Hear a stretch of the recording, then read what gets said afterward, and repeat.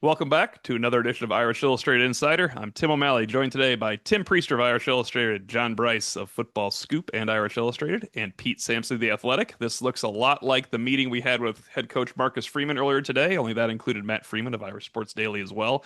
And Pete, since JB, Tim, and I did an instant analysis kind of going over our baseline thoughts from it was exactly 30 minutes on the record with Marcus Freeman. What was kind of your key takeaway there? And I will tell you, we did use one of your questions on our instant analysis. So maybe you could opine on that one. I mean, a coach very, very comfortable in his own skin. Even more so last year. I mean, I think we've we've all sort of gotten to know him in different ways over the last few years, and I think he's just sort of gotten more comfortable in the role year over year over year. So that was a big one. I asked about the durability of Notre Dame. And I wish that I had phrased it maybe a little bit differently, like maybe made it more pointed with like, look, making it like the last time Notre Dame went to the national title game, it was a long time before they were good enough to challenge for that again. And you see that with a lot of schools. So what is it about the durability of Notre Dame that gives you confidence that it's going to be? And I thought there was, I mean, we spend so much time on bemoaning the lack of a Jeremiah Smith on this roster, that I thought it was interesting. Marcus started more with like, it's actually numbers 23 through 65, to use my words, not his, on like, that's why this place is more durable. Like the recruiting, from a depth point of view is so much better than it's been, maybe even when he got here. So those were, I mean, there's a lot to take away from it, but that was just sort of an answer to one of my questions early on that I thought was interesting.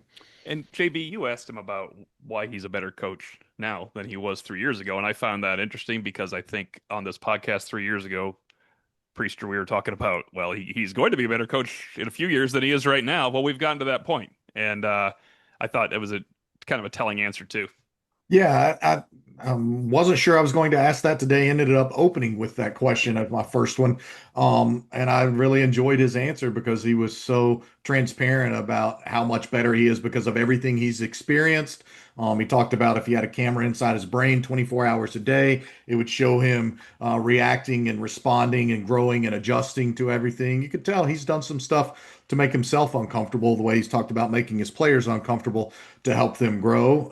He's also very much bought into his team glory over self glory. He never makes it about himself.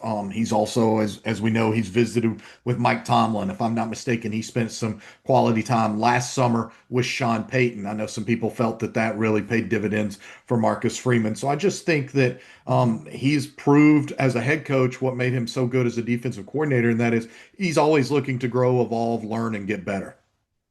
Pete, we opened the instant analysis talking about your question. You said durability. I used the word sustainability, and this is something that I've written about and talked about in podcasts before. And I told Marcus Freeman that this is the deepest Notre Dame team since the Holtz era. I don't know if he didn't believe that or was amused by that, but I don't think there's any doubt. Like when you say deep, I mean, they've always had the same amount of scholarships. Yeah. But when you talk about depth, it's players that can actually play and further the cause. And I don't think I'm prone to hyperbole at times, but I really don't think that this is hyperbole. The depth that they have and the ability to, well, it was proven in the playoffs when you can tap in to the amount of talent that you have and you can continue to play quality football on the offensive line when you've lost people. So I thought that his answer to your question, Pete, was really telling because he addressed, the recruiting part of it and the depth and the culture that's been created. And then, the development of talent, which is significant, and they've done that. That's why they have so much actual depth. And then recruiting kids or maybe even, convincing kids to make it Notre Dame first and me, the player, second. He's done all that. That's why it's sustainable. Well, I also thought it was, he made a good point that I don't know if I think Notre Dame fans should get this immediately and know it. He said, it might seem crazy to people in this room or people that follow the program that not all kids are interested in Notre Dame or have heard of it. Well, that championship run, the run to the final game, makes people more interested in it. And we brought this up on instant analysis. That's the key to sustaining this. It's not that like, oh, it's fun to go back to the national championship. It's you got to keep people interested and think, oh, Notre Dame's one of my three choices. because just like Georgia and Ohio State, they're playing for a championship all the time.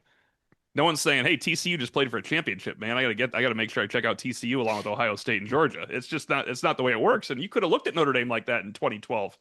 No one knew of no kids growing up that weren't Notre Dame fans or didn't have them in their never had Notre Dame in their mind in 2012, and then they disappeared for 6 more years.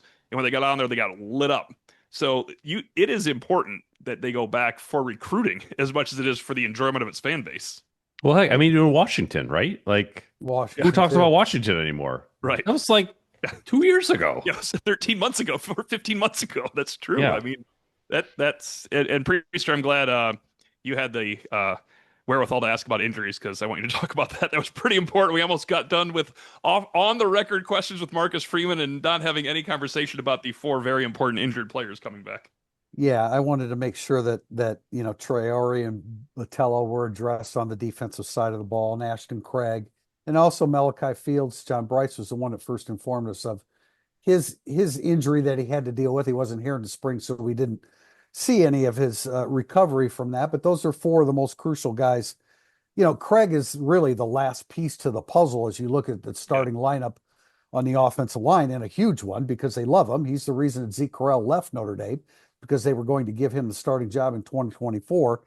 And we frequently say ahead of schedule, maybe prematurely at times. But, and really, Marcus Freeman wrapped up the spring 6 weeks ago and said these guys were fully cleared heading into the spring. We're now 6 weeks into it. They're 6 weeks further along in their recovery. And Traore and Botello are huge key components to the defensive end position.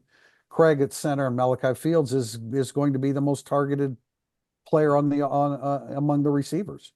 And just real Go I ahead, was Jamie. just going to say real quickly on the Malachi Fields, we reported several weeks ago, maybe a couple of months ago at this point, it was a sports hernia, is my understanding. So, a sports hernia that required surgery. He wasn't going to be at Notre Dame in the spring regardless.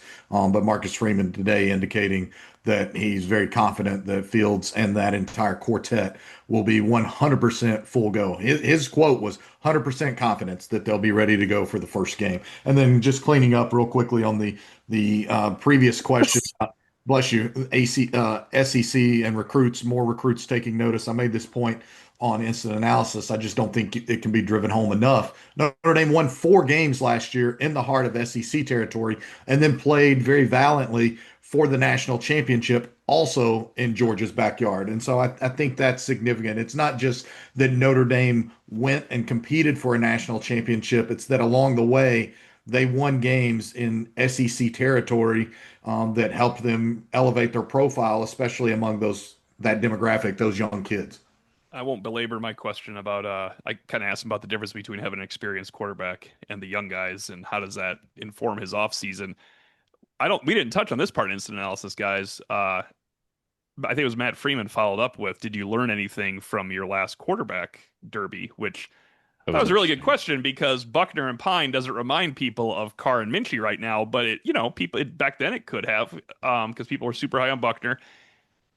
Coach Freeman mentioned he kind of went into that thinking this is Buckner's job, and what he learned is don't go into it thinking it's anybody's job. Yeah, I thought that was one of the best questions of the day. I thought that was an excellent question from Matt Freeman. And I think you probably heard me mutter under my breath next to me at the table there, O'Malley. I go, oh, great question. Yeah. And it really was. And then Marcus's answer was great, especially for him to be candid enough and real enough with us to say, yeah, I went in and his word was slanted. We went in with Yeah. it slanted towards Buckner. And he acknowledged that. And he didn't back down from that. I don't think he feels like Buckner unfairly won the job or anything like that, but he did say he's learned from it. And again, that ties into how he's a better coach today than he was 3 years ago as a first-time head coach managing a quarterback derby. That's all part of his transparency, and that's, his growth is incredible. I was a high school baseball coach for 9 years, and you damn right I went into a lot of instances in a competition where I had a preconceived notion going into it. That's not the best thing to do. And that is part of what makes Marcus Freeman so good at what he does. He learns from experiences and mistakes like no coach that I've ever seen. Pete, USC did come up. as you might imagine. And we talked briefly in this analysis about Marcus Freeman saying basically the any all the time, anywhere, anytime was the response. But I think I'm really glad that question came up because I thought that might be safe for the off the record portion, but it's good to get some on the record from Marcus Freeman, and he gave a pretty definitive answer. Yeah, it's I would have asked that if John didn't. Because I mean it's kind of the news of the Yeah, now with around Notre Dame football, and it's I want to keep playing this series. I think the only, definitively I want to keep playing it every year. The only I think wiggle room he offered was it doesn't necessarily need to be like in October here and in November there. right. If you want to move it around, you can move it around. I mean, he didn't even say like I don't know if he said explicitly it needed to be on campus, but if you're going to play it No. every year, it's not like you're going to play this in Atlanta and Vegas. So I think that sort of goes without saying. But yeah, it's like, look, if Newt Rockne started the rivalry and Lincoln Riley is going to be the one that owns it if it ends. I think that's kind of what you can fairly and safely take away from it. Zwiller already has a sparkling graphic out with a quote from Freeman from his answer to this question, and I'll just pull up the quote here. Where I feel about USC is very clear. We would love to play them every single year. It don't matter when we play them. I would love to continue that rivalry as long as I'm the head coach here. That's as definitive as you could be. I thought that was maybe one of Marcus Freeman's most striking decisive statements today. He gave some great insight that I'm sure we'll get into about managing personnel questions with the general manager and how it breaks down between position coaches, coordinators, GM, and the head coach. But that statement was as blunt as Marcus Freeman was, in my opinion, on anything today, and it leaves absolutely no ambiguity that he wants to continue playing USC. Basically said anytime, anywhere, any place. And I like his comment about, if you're in accordance with Pete Bavacqua, if you're going to remain an independent, you have to try to schedule the best schedule you can, and keeping USC on that schedule helps Notre Dame maintain the integrity of the schedule. Which I did I'm sorry, like to be fair, isn't that kind of one of those things like Notre Dame needs it more than USC? I know that's kind of like this social media talking point, but like I do kind of get it. Yeah, like Yeah, from Oh that yeah, perspective, yeah, absolutely. Yeah, and that's why in talking with people, there are different, I think, proposals being floated out there. Would it be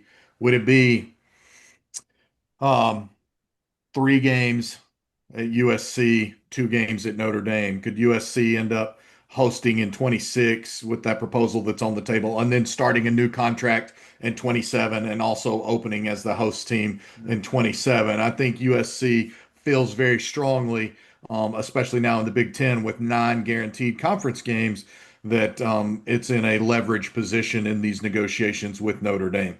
I mean, I think it's an easy negotiation for Notre Dame to say yes to that if it's 3-3, not 3-2. In other words, Yeah. 2026 they have it, 2027 it restarts again at USC, and then it goes yeah, Notre Dame, if you're USC, Notre Dame, USC, you USC, figure out even okay, out. what's the year we play 5 home games in the Big Ten? Well, then we're at Notre Dame.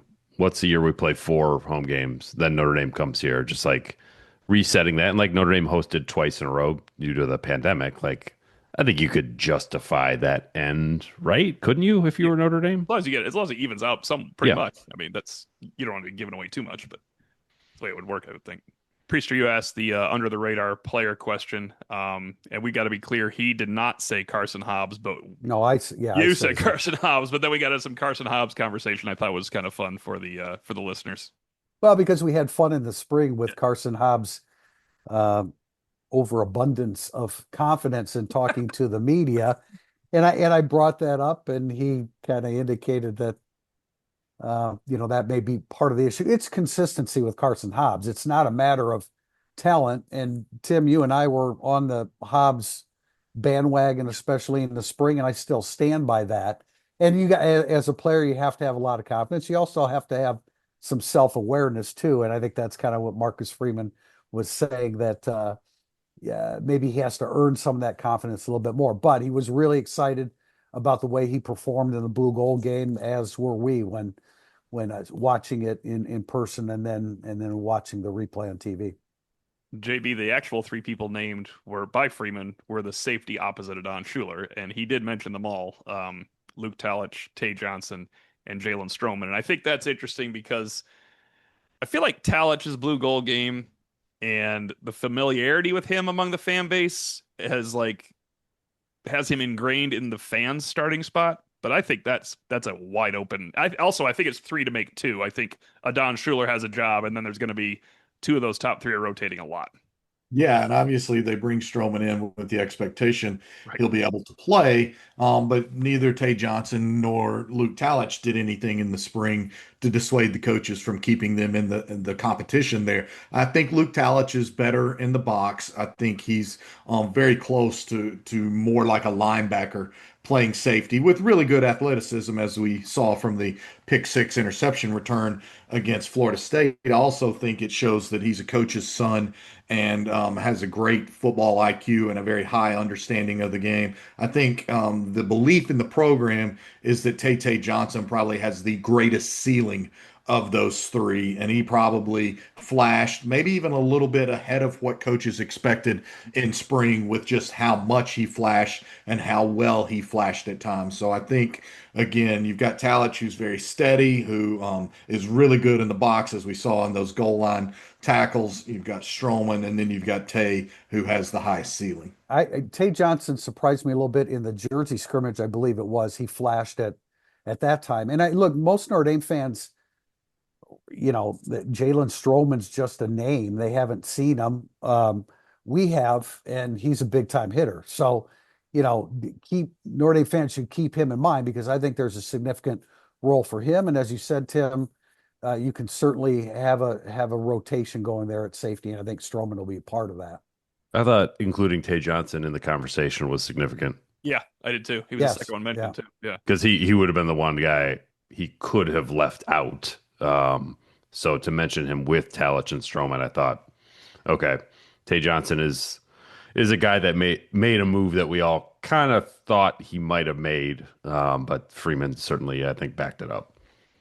Pete, we talked about this on Instant Analysis. I want to get your opinion on it as well. My question I wanted to ask when this email came out that we had a meeting with Freeman was you have a general manager that's a new position in college football, and that it's more defined now. Chad was a recruiting coordinator turning GM. This is a GM analyzing players, freshmen, transfers. What if Mike Martin feels differently than in my example was position coach Mike Mickens, who you already know is a tremendous evaluator of his own position? And Marcus got him interrupted with, there is no one person involved, including himself. Pete, we found that kind of interesting. He included himself. Yeah. I'm not in charge either. Yeah, it's four people get a vote, and if it's 3-1, then the three win, and it almost doesn't really matter who the three are. Yeah. So, you do wonder if let's say it's a DB, if Mike Martin, Mike Mickens, and Chris Ash don't like a guy, would Marcus Freeman even ever get the video on his computer? How would Right. Marcus even see him? But I thought that was interesting because I thought it would be like, the head coach gets the final say because he's the head coach. And I think that there have been instances over the years where like he's said no to guys and like the staff has pounded the table and like, okay, well, if you feel strongly about it, we'll take them. I'll remember this, but we'll take them.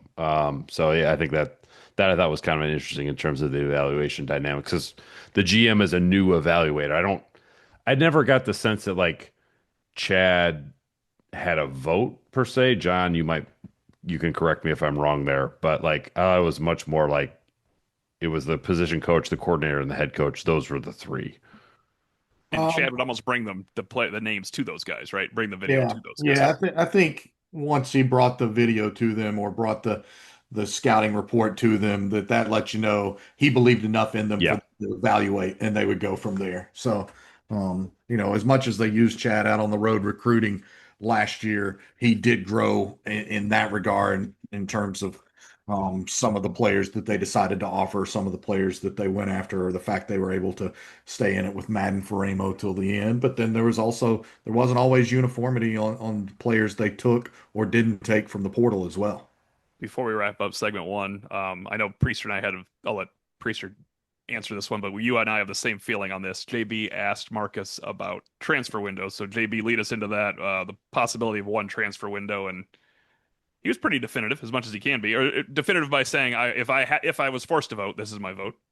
Yeah, I found that interesting too. I wasn't sure where he would fall on that, given how successfully Notre Dame navigated the mid-year transfer portal this past December and really had no distractions from that throughout the Irish's run to the college football playoff championship game. And Marcus Freeman said he believes very strongly if he had to vote, he would vote for the spring portal window. That's one that apparently is favored by the Big Ten. I know from being at DFO meetings in Dallas earlier this month that it's also favored by a number of Big 12 programs. I think ACC and SEC programs aren't as sure. I know SEC programs are more staunchly wanting a 10-day window in January. I talked to another Power Conference GM this week who told me he much preferred a 10-day window in late December as opposed to January 2nd through January 12th. And I said, why is that? And he said, because of checks. He said, assuming the judge gets off her butt, these are his words, not mine, assuming Claudia Wilkin finally issues her ruling and formally adopts the House settlement, he said, I don't want to have guys that are getting $25,000 and $50,000 checks a month from us getting their January 1 check and going into the portal on January 8th. And so that's why he wanted the portal at the end of a month so that you would ultimately save some payroll money when it rolls over the next month and you know who is definitively leaving or not leaving your program. But there is a lot of merit. I mentioned it on our podcast a couple of weeks ago on the Irish Illustrated podcast that there are a number of FCS head coaches who also support the late spring portal window and believe that it would protect their rosters a little bit more. And also, to Marcus Freeman's point, another point that someone from the University of Arizona said would have been huge for them a year ago, and that is if you have it in the spring and you are experiencing a transition, especially a late one like Arizona did, then you have a better chance of keeping some more of your roster together. Marcus Freeman being very clear, he thinks that's better for the student athlete because it lets them learn their new coaches, continue to tidy up their academic work, still have a much greater chance of graduating, in this instance, with a Notre Dame degree, and then going on from there. Clearly, the one portal window, well, the one portal window, and B, that coming in the spring, that favors the coaching staff, that favors the administration. Then you put a player in a position where he can't immediately leave when he knows he lost his position coach, so to speak. So, I understand where he's coming from. I think that's best for the game. Yeah. But But again, we live in a world right now where what's best for the player frequently takes precedent over what's best for the game. And so we'll see how that ends. How do you think that's going to end up, JB? How's it going to be implemented? Yeah, that one is fascinating to me. I mean, the FCA earlier this year voted at the convention in Charlotte that I was at to have just the one window, and that the time frame I think they voted on at that point in time was January. But from being at those meetings in Dallas or Frisco at the Cowboys headquarters earlier this month, even NCAA people talked very openly about the groundswell movement to have it in late spring and the belief that ultimately, while it might tick off some kids in the short term because they want to leave as soon as the season's over and they're frustrated or there's transition, they do believe that it's better off for the student athletes if it's one at the end of spring. They would keep some academic stuff cleaned up, that it would let them to truly get to know new people, new coaches, and again, just take care of everything on and off the field. I do want to just clarify, this is only about undergraduates. Graduate transfers would still be free to go at the end of December or at the end of spring, whenever they graduate. This proposal or this debate doesn't really impact graduate transfers whatsoever. I'd like to put in a vote as a subscription-based site covering college football that for Christmas bonuses, it's much better if the window is in December rather than in April. Looking to upgrade your wardrobe? Founded by Notre Dame alum Gao Wang, you've seen ESQ's custom clothing on the player walk and all of your favorite players and coaches. With more than a decade of making the best bespoke clothing available, ESQ will help you look and feel your best. From a perfect fitting suit or sport coat, shirt or bomber jacket, or that perfect tuxedo for wedding season, check out esqclothing.com and book an appointment to upgrade your wardrobe today. Mention Irish Illustrated and get 10% off your entire purchase. That's esqclothing.com. We'll be back with segment 2, Burning Up the Boards. Segment 2, Burning Up the Boards. We start with a question from JJ Post. From my limited experience, most everything said in a coach's media availability could have been realistically anticipated by the media ahead of time. Do you remember any instances where something a coach said earnestly shocked you? I mean, Jim Harbaugh, does this count when it's post game? Does post game count? I Yeah, think so. When he beat Notre Dame When he in was mentioning all the 2012, players he was so proud of. that was a tour de force of rubbing it in. So JB, they had like 4 ND transfers, and he worked them all in. And one of them was like, just really jazzed about our kickoff coverage today because one of the guys just appeared on kickoff coverage. Like that was the post game talking point.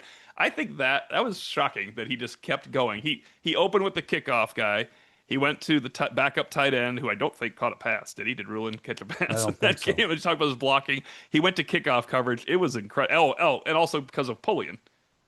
Yeah, I Brian mean, Pullian was the special teams coordinator. just to clarify, all of these people were former Notre Dame Yeah, people. Yeah. that's how he opened his presser. That surprised me. I mean, I still like Brian Kelly going off after losses still caught, like, not that it caught me off guard, but I was like, okay, this is actually This is the thing. surprising. Whether it was at me after Alabama, Oh, on or Zoom. yeah, on the Yeah. Zoom, or at Wake Forest. Yes, that was one. That was Oh my boy, he So did go after you after Alabama. yeah, I got set up by Dennis Dodd on that one. But anyway, it was yeah, I think sometimes when a coach goes off, I don't know if you're shocked about it, but like you're trying to get authentically how you feel about what's happening, and if that means you get run over in the process, like I think that's not that I'm trying to provoke you, but like I want to know how you really feel. And if you think this question is freaking stupid, and insulting to you, like I'd like to hear that sometimes too. So, but like out of left field, I feel like we're all kind of like we know how it's going to go before it starts. Yeah, I think so. Early in my career, I was in the locker room with Steve Spurrier and asked about if he had considered uh, going for it on fourth down rather than kicking a field goal. And he's just like, no, I thought we could make a 30-yard field goal. So that has stuck with me for a really long time. When Lane Kiffin was at Tennessee and played Florida much closer than was expected in 2009. And Eric Berry had a pick six, and then Urban Meyer after the game came out and said, "Well, we had a bunch of guys out with flu. We're just glad to win this game and keep moving on." Like I knew, and it told some of my colleagues at the time, like I want first question with Lane Kiffin on Monday back at practice, and I asked him something about illnesses impacting play. And he's like, we're never going to blame anything we do on the flu. I can't believe that that's preposterous. And so, some ones. And then Derek Dooley would snack cake some people from time to time, or talked about Marcus Lattimore looking like Secretariat running through the Tennessee secondary. That was an all-time quote. Or they lost to Georgia 51-44 one year, and somebody asked him about the inability to get the running game going, and he's like, "Guys, we scored 44 points. You want to talk about the run game?" And then he goes off, and then there's another question about the defense, and he goes, "Why? You want to talk about the run game some more?" So it was great. And Dooley once went into a soliloquy about Rommel and how Rommel he correlated Rommel to fair catching punts, and just like there's some YouTube videos out there, maybe called The Eloquence of a Coach, that Chris Budden, who's now at ESPN, Chris Budden put together from our shared time in Knoxville. And I promise you, you will laugh and laugh and laugh if you just go watch some Derek Dooley post-game press conference videos. I think there are times when you ask a coach about, his thought process in a situation, they take it as you're second guessing them. Oh And yeah. I always try to I think those couch times it are when they like, lose. Yes. yeah, no, exactly. And I always try to couch it like, in fact, I use that phrase, what was your thought process? As opposed to maybe using some other words that might make sound like a little bit more of a second guess. But Tim, you reminded me of As opposed to how uh, dare you? You don't like the how dare you one? How dare you?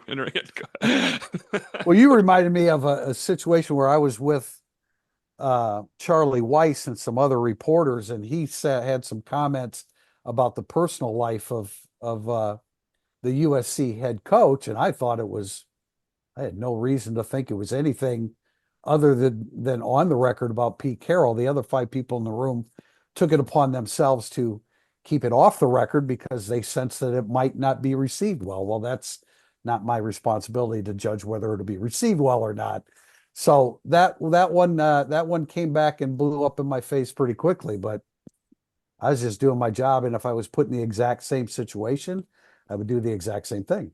Very quickly, guys, we just forgot about the most important one of all time, the innocuous. Let's go talk to Bob Diaco after Navy and ask him some questions. And as people are meandering around, he says, "Well, we didn't have a plan B," and it went from 3 reporters to every reporter in the world standing around Bob Diaco because Yeah, that was shocking. that was shocking.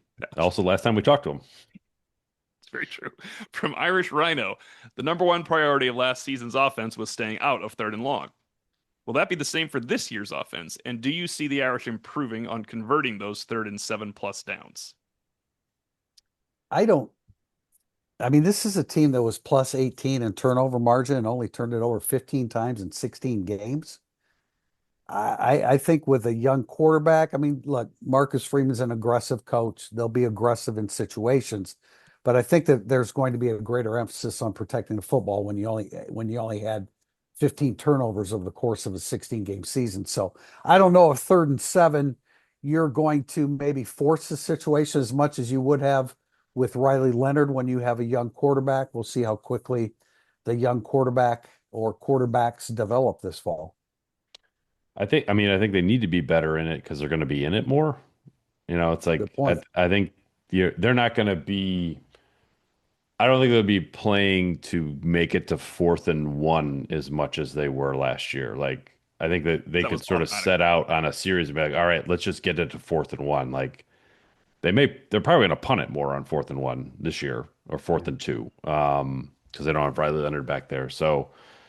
In theory, the receivers should be better. That would be a reason why they could be better at this. Jaden Greathouse, being more like the Penn State, Ohio State Jaden Greathouse. I still think that Will Pauling will be very productive in a way that Notre Dame has not had a very reliable outside the numbers field receiver in a while. And then Malachi Fields can give you the Bo Collins catch at Texas A&M maybe a half dozen times opposed to once or twice. So That's yeah, good. I think that there's reason to think that they'd be better in 3rd and 7, but I also think they're going to be in 3rd and 7 more than they were last year. Yeah, that's what I was going to say. I expect them to definitely be in 3rd and 7 more. I do think that if it's CJ Carr that wins the starting job because of the improved receiving core, because the offensive line should be a little bit better, and because CJ Carr is a better pure passer than Riley Leonard, if that's how it shakes out, then they'll have a chance to convert more of those. And to your point, they'll need to convert more of those because you don't have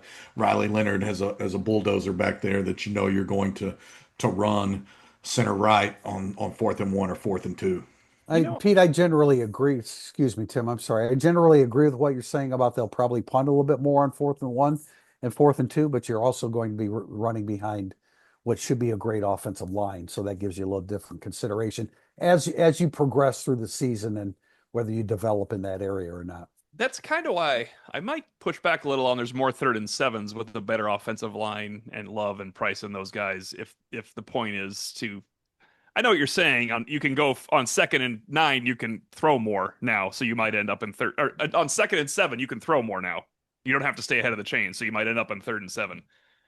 But I feel like the offense just as a whole will be better leading up to third down. But I definitely agree with you that on 4th and 2, at your own 48, you might have to think to yourself, this is not a one-man show carrying people for first downs because he was.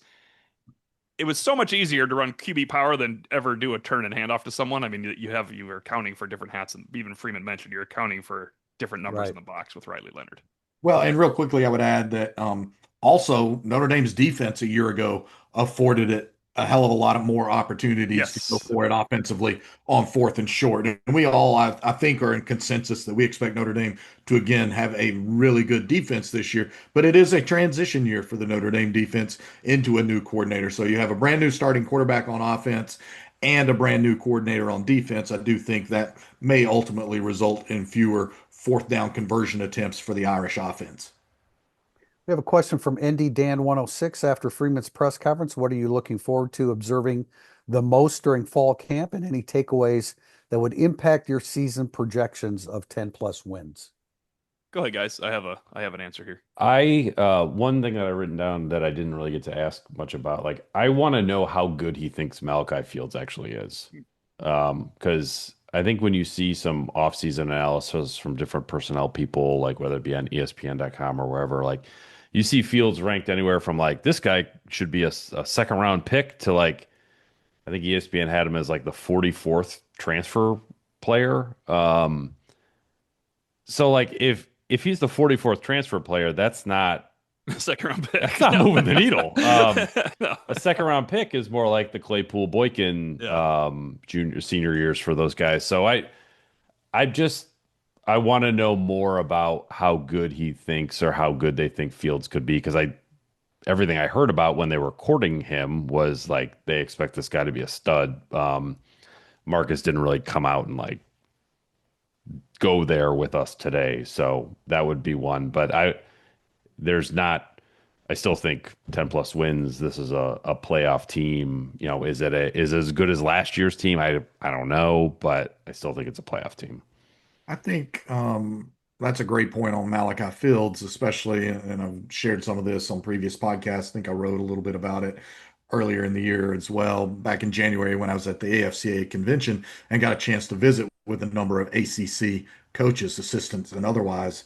And they were all overall very complimentary of Fields, but there was some indication that at times he could disappear in games. And so somebody said, "Are you getting the guy that is saying, is Notre Dame getting the guy that was there the first 5 games of 2024 or the last 7 games of 2024?" The indication being that the first half, Malachi Fields was much better than the second half of the season. Malachi Fields, now we know by the end of the year, he was dinged up and injured and had to have that surgery. But I'm with Pete. Like, if he looks like he could have a Chase Claypool type of production this year. And I think you're right, Pete. I think ESPN had him 41, 42, 44, somewhere along there. Hmm. I didn't have anybody telling me at AFCA that they think he could challenge to be a first or second round draft pick, but that he is a very nice college football receiver. So that's one. But no, I mean, nothing that I heard today dissuades me from thinking this absolutely should be a team that controls its destiny to make the playoffs again this year.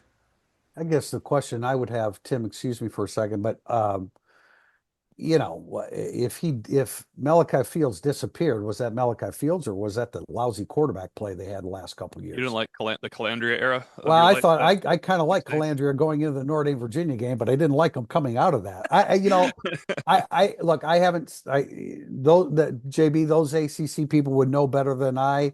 I mainly have seen, highlight stuff of Malachi Fields, but I still feel like he is a better, more consistent Bo Collins Yeah. with absolutely better hands than Bo Collins. My the question, one of the main questions I wanted to ask Marcus was actually someone submitted it on Twitter too, so I want to go ahead and give a shout out to Kenny Covington. The experience of Sam Hartman and Riley Leonard versus what going through the whole summer, what you have now with inexperienced players. That's what I want to watch now.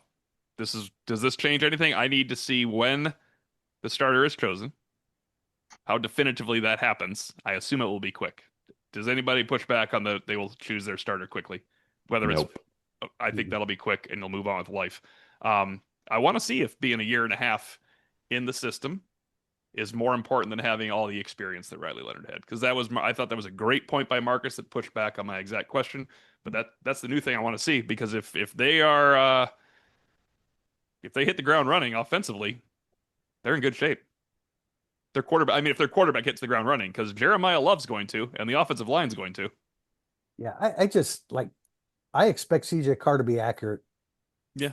From the get go. The start of fall it's not going to be like, damn, he's throwing the ball all over the place. I can't envision seeing that. Next question from future Domer Dad. What players do you expect to leave early for the draft? It's a Notre Dame podcast, so these are just Notre Dame players, guys. Geez, I mean, next year. Yes, yes. And then you can go into the next year after that. But Oh God. Well, I mean, Jeremiah Love, I expect him. I think he'll probably declare for the draft after the season. Consider it. Considering he's already said that he's going to. But like Jagasaw, Strauss be pretty interesting to me. I think those guys are, great house. They're all kind of like on the cut line of like, does this make sense? Does it not? I don't know. I'm not sure where things will fall with them. Yeah, I would obviously love Jadarian Price could have a decision to make in that regard. I think he should go to stay Yeah. healthy. Yeah, and then certainly the offensive line, I would say Shrouth, Jagasaw, Emil Wagner will all have Mm. significant decisions to make. Defensively, technically, I guess Boubacar Traore could have a decision to make. I don't think, I guess Adon Schuler could have a decision to make. I So, think might go. Adon yeah, Schuler would be one of my first choices. I mean, assuming Adon Schuler improves from his breakout season and becomes not just a breakout, but one of the best safeties, I think yeah. Schuler would have an eye That's towards that. yeah. So that's kind of where I'm at on those things. I agree with all of those names. Um, and JB, I know that you're bullish on Jaden Greathouse, and certainly Jaden Greathouse is a guy that could have a great year. I think it's going to be, uh, I think with Malachi Fields, it'll be difficult for Greathouse to be the one accentuate. Well, and Will Pauling, because I do think he's a volume receiver as well, Tim. But Yeah, I'm bullish on Great House, but I don't have him declaring early. But yeah, I look, the last when you do it against Penn State, Ohio State, I don't want to diminish that. That is a right. tremendous accomplishment. But I also know that in between, Navy in the first couple games of his freshman year until the very end of last year, a 16 game schedule, he was invisible during that time. Now, again, was that Riley Leonard not being a consistent quarterback, or is that Jaden Greathouse? So I guess we'll find that out about Greathouse and Malachi Fields. But the guys that you mentioned, I'm on board with them. And Sneed's a senior with eligibility, but I believe he will go pro next Yep. year as well Yep. to give a shot in the NFL Yep. as well. Question from Manitai. T.O. mentioned on a previous podcast that the staff is pretty forthright when it comes to player evaluations at the end of the year. Can you give any insights here? Are they telling players to leave? Are they changing their verbiage now that player payment is more formalized? I asked Marcus Freeman about exit interviews, but of course we did not get into player payment and NIL in the answer. But I found it intriguing that Notre Dame really didn't lose much in a year where they had to have frank conversations with players. They did not know if they're going to have to cut 18 players. You have to tell all those players you might be cutting from the football team, stay in school, it's your best bet, but you might not be able to play here. They barely lost anything. I mean, Steve Angeli, one of the three quarterbacks had to leave. He barely counts. They basically lost Kennedy Urlacher from making a guy that made a decision.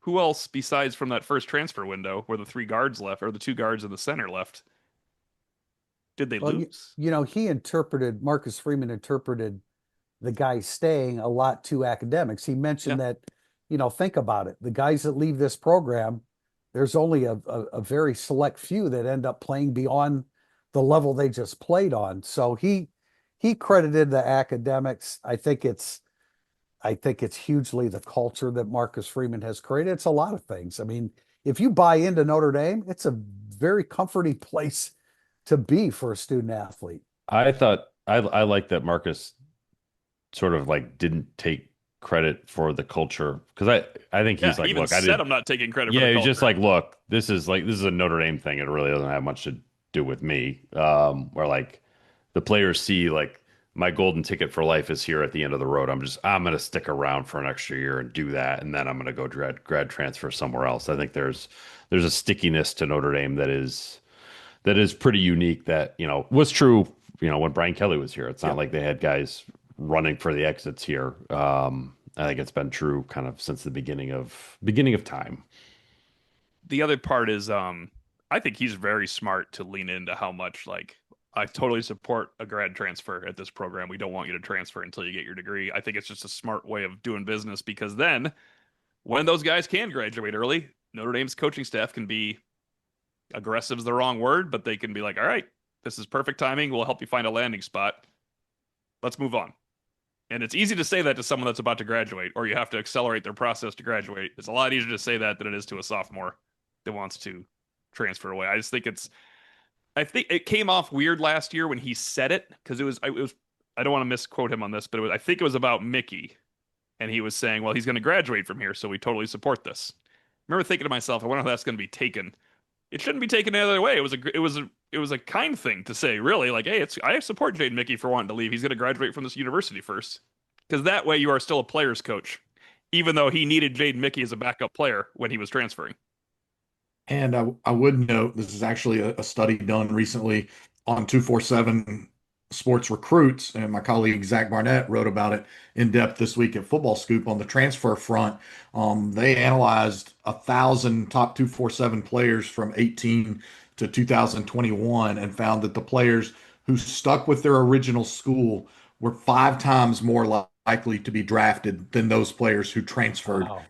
over that same time period. And again, Zach's story on Football Scoop has the hard data. You can look at the numbers yourself, but the headline is new data shows transfer players far less likely to be drafted. And then when you get down in there to it, it was literally like 53.4% versus like 11.1%. Obviously, we're going to miss somebody here because I'm bringing it up right now. Who's the last transfer out of Notre Dame that got drafted?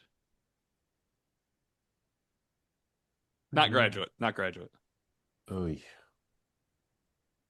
As you like to say, this is great radio. Yeah, I don't know. bad I don't radio. have an answer Bad for you. radio. Good question, right, Pete Yeah. Sampson? There you go. Let's All right. find that Well, out. I'll break the silence and say I'm going to push back on Marcus Freeman saying that he doesn't have anything to do with the culture at Notre Dame. And that, look, I'm the biggest proponent of Notre Dame and what it offers you and the culture and all that. And that part is true, but you can't convince me that uh, the camaraderie and the togetherness of this football program. You can't convince me that doesn't have anything to do with Marcus Freeman. It has a ton to do with him. We have a question from What Would Weiss Do? We hang on your preseason predictions, projections, and analysis, I think more so than in season. What were you most wrong about entering last year? You can't pick the NIU game as an Yeah. answer. I thought that was Fair funny. enough. Yeah. Fair enough. Fair And enough. why will you not be wrong about that again this year? I'm promising nothing about being wrong, not being First of wrong all, I again. want you to listen to our analysis in season more because we're more informed in Yeah, season. absolutely. I get it. Absolutely. I mean, no one has any access like we have during the. I think people can watch games and make their own judgments, but before you can watch a game, you probably want to read about what people think. So, most wrong about I thought Notre Dame would have a better passing game than they did last year. I didn't think it would be. I thought the running game was going to lead them, but I definitely thought Riley Leonard and Greathouse and the Irish offense would have a better passing game. Yeah, I thought Riley Leonard, Great House, Bo Collins, Chris Mitchell, all of those I thought, and the fact that they were so good at running back, I thought would give them a better throw game than what they had. And then, even though I somewhat amended it on the field to you guys before kickoff and made it clear that I had picked brutally wrong, I got the Georgia pick wrong on the prediction front. And then had changed my tune before kickoff, but I've got to own that one. I've got to eat that one, and I've had a number of former Notre Dame players reach out to me about that one and let me know that I was vastly wrong on that one. So Yeah, it's weird how when you're wrong and they win, people don't really let you walk away from it. Never. Yeah, the Ohio State stuff hasn't come up much, Tim. No, nobody ever mentions We're, that. we're right about that I'll one. be right. We I'll don't be get right any credit back. for that. Yeah. I'll be right back. Brock Purdy's calling me. Yeah. I would say just for sake of variety, I agree with the Leonard Greathouse passing game. I thought James Rundell would be a lot better at the beginning of the year than he was. That took a long time for him to settle in. So those were the offense was definitely like even though Denbrock was like, look, we're not going to be a finished product. I thought they would still be more finished than they actually were. Yep. That was probably the thing I was most wrong about, Yeah. and I absolutely will be brutally wrong about multiple things again this year. Yeah. So I'm gonna go ahead and put myself on blast. I actually had a really good year predicting the summer projections, like the best I've had since 2020. But listen to this one. Prediction number 11. Okay, assuming at least 12 starts, Riley Leonard will pass for more yards than any Irish quarterback since DeShone Kaiser. He only beat Drew Pine. So that is my worst prediction in the summer series. So every once you get one. I did well. I did very well last year. What is that? Jack Freeman, what's the new phrase? And Pete Sampson, we talk about this too with the Alabama. We picked Alabama to beat Notre Dame by 1. We were not right enough. Yes. I could not be more wrong than my You were Riley Leonard. essentially incorrect. You were essentially incorrect. That's my line. Yeah. JB, you mentioned Chris Mitchell. I thought Chris Mitchell would have a bigger impact. I knew the depth was good, but I didn't envision the depth being so good to carry them through 16 games. I didn't think they could go to a national championship game without Benjamin Morrison. Oh God. I didn't know about Leonard Moore. Remember, I had doubts about Drake Bowen. I got to see it. I got to see it. We saw it.